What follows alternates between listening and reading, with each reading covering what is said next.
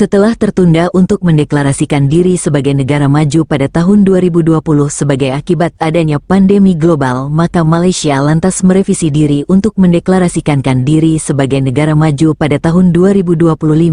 Sebagaimana diwartakan oleh rri.co.id bahwa Malaysia telah melakukan berbagai persiapan untuk menyambut status negara maju yang ditargetkan pada tahun 2025.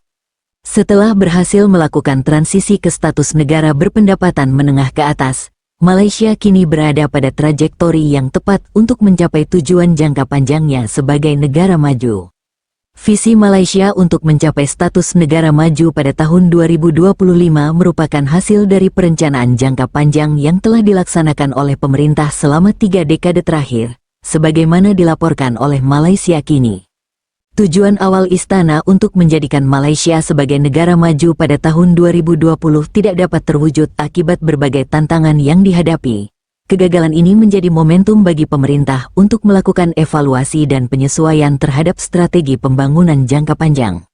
Sebagai respons atas kegagalan mencapai target sebelumnya, pemerintah Malaysia menetapkan visi baru untuk menjadi negara maju pada tahun 2025.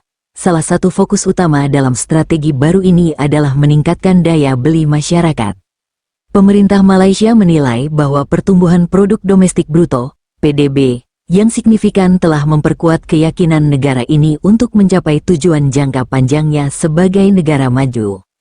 Mengutip Investopedia, menjadi negara maju tidak hanya melibatkan pertumbuhan ekonomi yang pesat, tetapi juga membutuhkan tingkat keamanan yang tinggi untuk menjamin kesejahteraan masyarakat. Keduanya merupakan komponen penting dalam membangun negara yang maju dan berkelanjutan. Produk domestik bruto, PDB, per kapita, yang seringkali dijadikan patokan oleh para ekonom, merupakan salah satu indikator penting untuk menentukan status negara maju. Angka di atas $25.000 AS umumnya dianggap sebagai ambang batas untuk mencapai status tersebut. Selain produk domestik bruto, indikator-indikator sosial seperti tingkat kemiskinan, pengangguran, dan harapan hidup merupakan komponen penting dalam evaluasi komprehensif terhadap status negara maju. Berdasarkan data tahun 2023, indikator-indikator di atas belum sepenuhnya mencapai target yang ditetapkan. Meskipun demikian, data ekonomi Malaysia dalam beberapa tahun terakhir menunjukkan tren positif.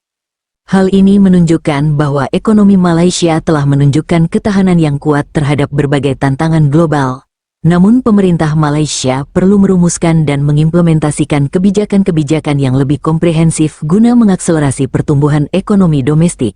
Sebab kebijakan yang tepat sasaran akan semakin memperkuat posisi Malaysia dalam menuju negara maju, menunjukkan komitmen pemerintah dalam mewujudkan visi negara maju pada 2025 nantinya.